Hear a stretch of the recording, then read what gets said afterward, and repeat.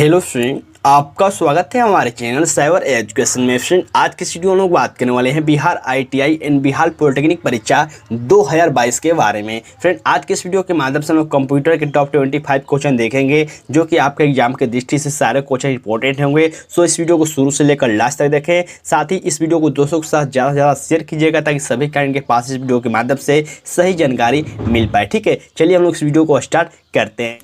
So friend, यहाँ से देख सकते हैं मैंने इस क्वेश्चन के पीडीएफ को ओपन कर रखा है। तो चलिए हम लोग एक एक करके सारे क्वेश्चन को देखते हैं। इससे पहले आपसे रिक्वेस्ट है कि इस वीडियो को शुरू से लेकर लास्ट तक देखें और वीडियो समाप्त हो जाने के बाद कमेंट बॉक्स में आप अपना स्कोर जरूर शेयर करें कि आपने कितने क्वेश्चन का राइट आंसर दिया हुआ है। ठीक है, साथ ही अगर इस क्वेश्चन का आप पीडीएफ चाहते हैं तो आप टेलीग्राम ग्रुप को ज्वाइन कर लीजिएगा, जिसका लिंक आपको वीडियो के डिस्क्रिप्शन बॉक्स में देखने को मिल जाएगा। ठीक है, फर्स्ट क्वेश्चन यहाँ देख सकते हैं मेंशन किया गया है, निम्नलिखित में से कौन सा एक पर्सनल कंप्यूटर में कंप्यूटिंग करता है। नीचे ऑप्शन देख सकते हैं, यहाँ पर ऑप्शन 4 दिए गए और चारों ऑप्शन में बहुत ही डिटेल में बताऊंगा कि आखिरकार चारों ऑप्शन क्या क्या वर्क है और क्या ये काम करते हैं। तो सबसे पहले हम क्वेश्चन को देखते हैं। तो क्वेश्चन मेंशन किया गया है कौन सा एक पर्सनल कंप्यूटर में कंप्यूटिंग करता है। तो इसका राइट आंसर हो जाएगा CPU, जो कि यहाँ पे ए ऑप्शन में दिया गया है। ठीक है, अब हम लोग बात करते हैं कि आखिरकार CPU क्या होता है। तो देखिए, मैंने आपको कई बार बताया कि CPU का फुल फॉर्म होता है सेंट्रल प्रोसेसिंग यूनिट, और इसे हम लोग कंप्यूटर का मस्तिष्क भी कहते हैं, जो कि आप सभी कैंडिडेट को मालूम होना चाहिए। ठीक है, रैम क्या होता है, तो रैम आप सभी कैंडिडेट को मालूम होगा। इसका फुल फॉर्म क्या होता है, ये होता है रैंडम एक्सेस मेमोरी। इसका फुल फॉर्म होता है रैम का। ठीक है, जो कि बार बार एग्जाम में पूछा जाता है कि रैम का फुल फॉर्म क्या होता है, तो ये होता है रैंडम एक्सेस मेमोरी। BIOS इसका भी फुल फॉर्म बहुत ही बार एग्जाम में पूछा गया है, तो आपको याद रखना है कि BIOS का फुल फॉर्म क्या होता है, बेसिक इनपुट आउटपुट सिस्टम इसका फुल फॉर्म होता है। और मदरबोर्ड ये आपको कंप्यूटर के अंदर होता है, CPU होता है। ठीक है, तो बिल्कुल आप चारों ऑप्शनों को समझ गए होंगे कि आखिरकार ये क्या है। ठीक है, तो इस वीडियो को मैं एक बार और रिपीट कर देता हूँ इस वीडियो में कि आपको वीडियो को शुरू से लेकर लास्ट तक देखना है और वीडियो के नीचे कमेंट करके आप अपना स्कोर जरूर शेयर कीजिए, क्योंकि बहुत मेरे कहने के बहुत बाद भी ऐसे बच्चे होते हैं, बहुत सारे ऐसे कैंडिडेट होते हैं जो कि अपना स्कोर शेयर नहीं करते हैं। तो उनसे रिक्वेस्ट है कि आप वीडियो को शुरू से लेकर लास्ट तक देखा कीजिए, जो कि आपके लिए बहुत मैं VI प्रश्न लेकर आता हूं और ऐसे ही बिल्कुल प्रश्न आपके एग्जाम में पूछे जाएंगे। और अपना स्कोर जब आप शेयर करेंगे तो मुझे भी लगेगा कि आपने कितने क्वेश्चन का राइट आंसर दिया है, कैसा आपका तैयारी चल रहा है, एक आइडिया लगता है। ठीक है, इसलिए आप वीडियो के नीचे कमेंट करके आप अपना स्कोर जरूर शेयर कीजिए। ठीक है, नेक्स्ट क्वेश्चन देखिए, मेंशन किया गया है CPU के संबंध में उपकरणों को जिसे कंप्यूटर एक्सेस कर सकता है उसे क्या कहते हैं, ये आपको बताना है। ठीक है, तो इसका राइट आंसर हो जाएगा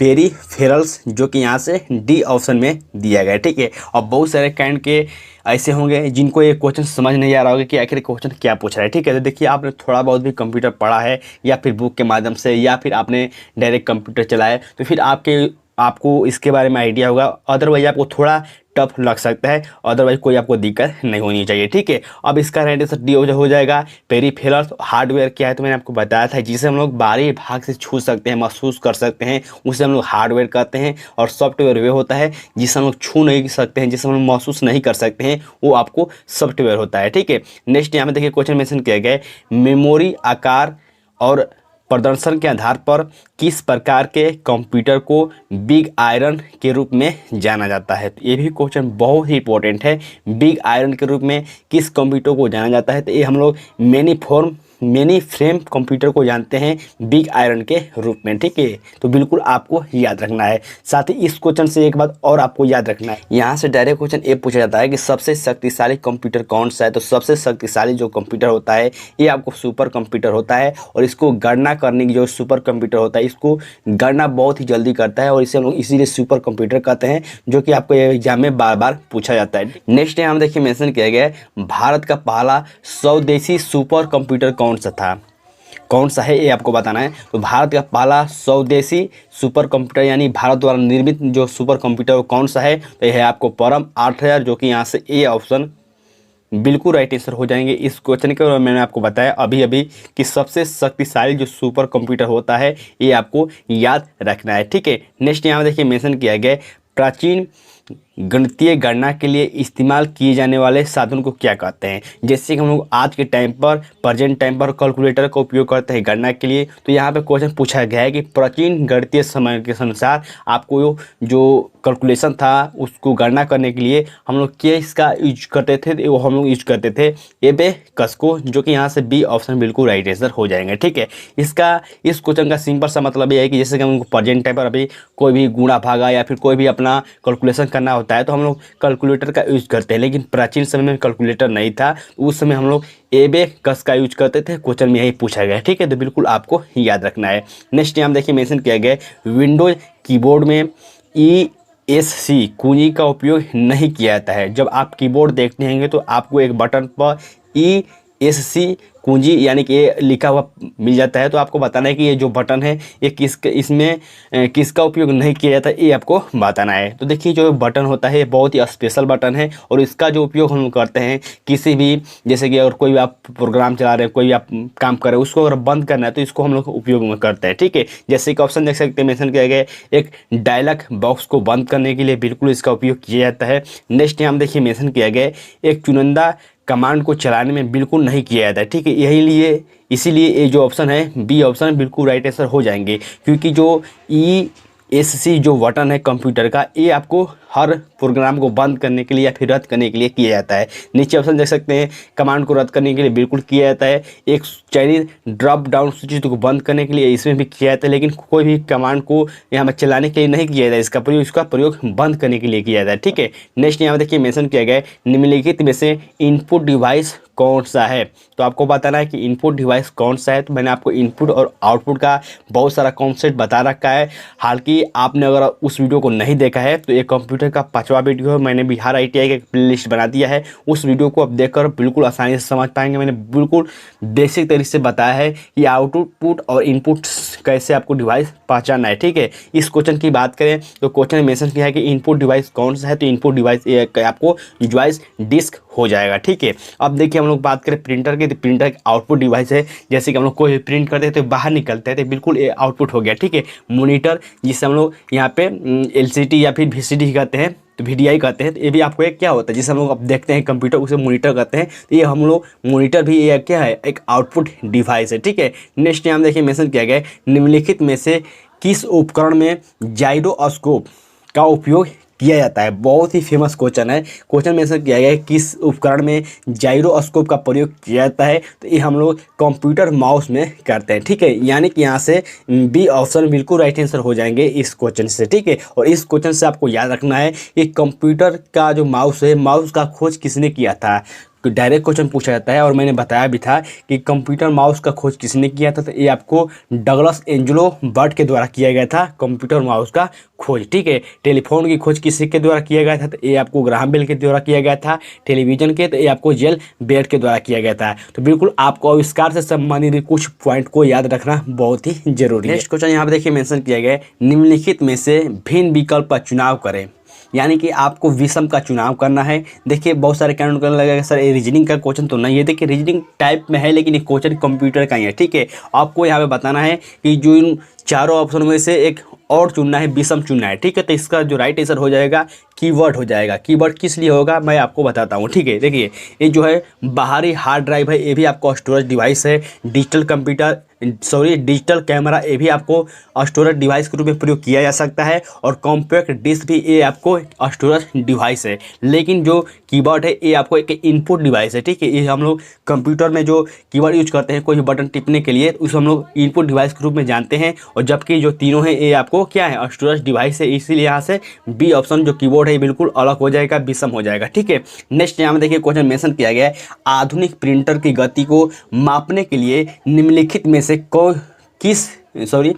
आधुनिक कंप्यूटर की गति मापने के लिए निम्नलिखित में से कौन सी इकाई का प्रयोग किया जाता है। यानी कि हम लोग किसी प्रिंटर को अगर मापना है कि कौन सी गति से काम कर रही है, तो इसे हम लोग कैसे मापेंगे। तो देखते होंगे आप जब भी आप प्रिंट कराने जाते होंगे तो एक पेज निकलता है कि कितना समय में कितना पृष्ठ निकाल लेते हैं, तो इसके अनुसार हम लोग पृष्ठ प्रति मिनट के अनुसार इसकी गति को माप सकते हैं, जो कि यह बहुत ही सिंपल क्वेश्चन है। अगर इसको थोड़ा सा आप दिमाग लगाएंगे तो बिल्कुल आसानी से हल कर पाएंगे। ठीक है, क्वेश्चन यही पूछा गया था कि प्रिंटर की जो गति मापी जाती है हम लोग कौन सी इकाई मापते हैं, तो ये हम लोग पृष्ठ प्रति मिनट के इकाई के माध्यम से मापते हैं। ठीक है, नेक्स्ट यहाँ देखिए मेंशन किया गया है ब्लू रे डिस्क क्या है, वाद्य यंत्र है, मेडिकल उपकरण है, डाटा संग्रहण प्रणाली है, या फिर शिक्षण किट है। तो ये आपको जो ब्लू रे डिस्क है ये आपको एक डाटा संग्रहण प्रणाली है, जो कि यहाँ से सी ऑप्शन बिल्कुल राइट आंसर हो जाएंगे। ठीक है, नेक्स्ट यहाँ हम देख सकते हैं मेंशन किया गया है अल्पकालिक मेमोरी के रूप में रैम का उपयोग किया जाता है क्योंकि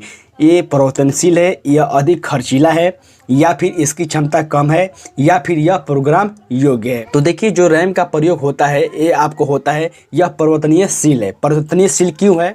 देखिए परिवर्तनीयशील इसलिए है क्योंकि आपने देखा होगा कि अगर आपने कंप्यूटर में अगर आपके सीपीयू में 1 GB का रैम है तो अगर इसको आप चेंज करवाना चाहते हैं, यानी कि अगर इसको बढ़ाना चाहते हैं तो 2 GB 3 GB 4 GB इसको आप बदलवा भी सकते हैं। इसीलिए यह क्या है, परिवर्तनशील है, यानी कि इसको हम बदल सकते हैं। ठीक है, यानी कि यहाँ से ए ऑप्शन बिल्कुल राइट आंसर हो जाएंगे इस क्वेश्चन के। ठीक है, नेक्स्ट यहाँ देखिए मेंशन किया गया है CD रोम क्या है। CD रोम क्या है? तो सबसे पहले आपको समझना होगा कि CD रोम का फुल फॉर्म क्या होता है। तो CD रैम का फुल फॉर्म होता है compact disc read only memory. मैं फिर से रिपीट करता हूँ, CD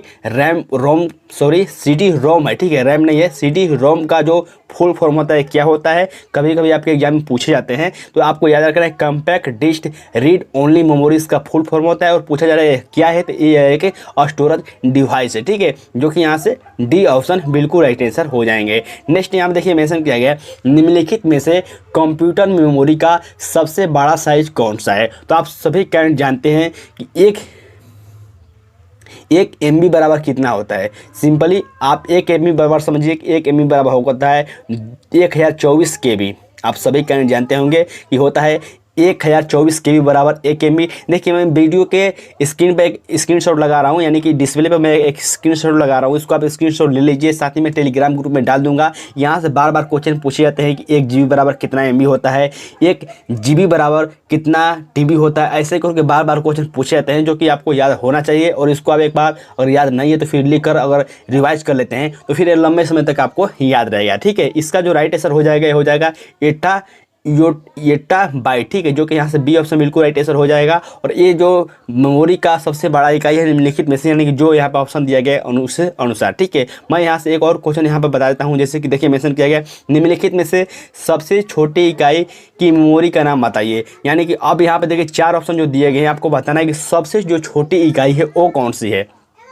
तो देखिए जो आपको ऑप्शन दिया गया उसके अनुसार जो सबसे छोटा इकाई होगा वो होगा TB, यानी कि टेराबाइट। ठीक है, 1 TB बराबर कितना होता है, तो देखिए 1024 GB बराबर। ठीक है, 1024 GB बराबर होता है 1 TB, जो कि आप सभी कैरेंट को याद होना चाहिए। और मैं स्क्रीन पर इसका स्क्रीन लगा दूंगा, यानी कि डिस्प्ले पर मैं इसका स्क्रीनशॉट लगा दूंगा। साथ ही आप हमारे टेलीग्राम ग्रुप को ज्वाइन कर लीजिएगा, वहाँ पर मैं इसका PDF सेंड कर दूंगा। ठीक है, नेक्स्ट क्वेश्चन देखिए मेंशन किया गया 1 बाइट समूह कितने बिट्स के बराबर होता है। तो 1 बाइट समूह ये आपको 8 बिट्स के बराबर होता है, जो कि यहाँ से सी ऑप्शन बिल्कुल राइट आंसर हो जाएंगे इस क्वेश्चन के। ठीक है, नेक्स्ट यहाँ देखिए मेंशन किया गया मल्टीटास्किंग प्रणाली विशेष रूप से किससे संबंधित है। तो देखिए मल्टीटास्किंग इसके नाम से ही संबंधित आता है, यानी कि एक से अधिक जो काम करते हैं, एक से जो अधिक प्रक्रिया करते हैं, उससे हम लोग मल्टीटास्किंग कहते हैं। ठीक है, जो कि यहाँ से बी ऑप्शन बिल्कुल राइट आंसर हो जाएंगे इस क्वेश्चन के। और इस क्वेश्चन को आप सिर्फ इसको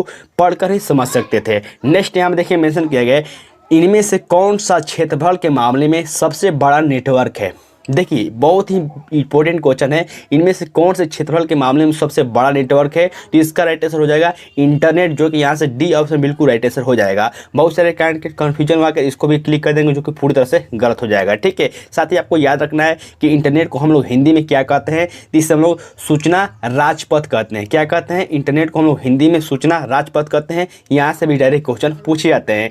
नेक्स्ट यहाँ देखिए मेंशन किया गया इनमें से कौन सा एक वायरलेस प्रौद्योगिकी नहीं है, यानी कौन सा हम लोग वाईफाई के रूप में प्रयोग नहीं करते हैं। तो यहाँ ब्लूटूथ का हम लोग प्रयोग करते हैं वाईफाई के रूप में, वाईफाई तो है ही है, और वाई मैक्स का भी प्रयोग करते हैं। लेकिन जो एक पारंपरिक टेलीफोन है ये एक वायरलेस नहीं होता है, इसीलिए यहाँ से बी ऑप्शन बिल्कुल राइट आंसर हो जाएंगे। साथ ही आपको याद रखना है कि ब्लूटूथ का आविष्कार किसने किया था, तो ये आपको जॉब हडसन के द्वारा ब्लूटूथ का आविष्कार किया गया था। नेक्स्ट यहाँ में देखिए मेंशन किया गया कंप्यूटर माउस क्या है, हार्डवेयर, सॉफ्टवेयर, बैक्टीरिया या फिर फ्रीवेयर। तो कंप्यूटर वायरस एक सॉफ्टवेयर है जो कि कंप्यूटर में प्रवेश करके बहुत सारे फाइलों को डिलीट करता है या फिर बहुत ही क्षति पहुंचाता है। ठीक है, तो आपको याद रखना है कि कंप्यूटर माउस एक क्या है, सॉफ्टवेयर है। तो फिर आज के इस वीडियो के माध्यम से हम लोग टॉप 20 क्वेश्चन देखे हैं जो कि आपके एग्जाम के दृष्टि से सारे क्वेश्चन इंपॉर्टेंट है। तो वीडियो के नीचे कमेंट करके आप अपना स्कोर जरूर शेयर कीजिएगा। साथ ही इस वीडियो को दोस्तों के साथ शेयर करना बिल्कुल ना भूलें। ठीक है, तब तक के लिए बाय फ्रेंड, जय हिंद।